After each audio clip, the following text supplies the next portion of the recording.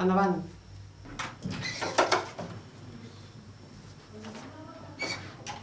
Bon dia. Bon dia. Que tenia un dubte per una de les PACs, que encara no tinc ben clar quina és la diferència entre el pla mig i el pla americà. A veure si m'ho podia explicar. Bé, és una diferència d'escala de pla. Mira, t'ho explico.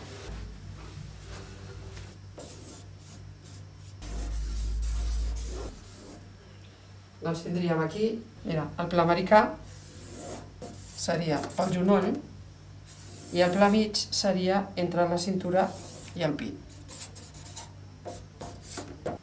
Ho entens? Sí, ara m'ha quedat molt més clar. Moltes gràcies, senyora Maria Roda. D'acord, adéu.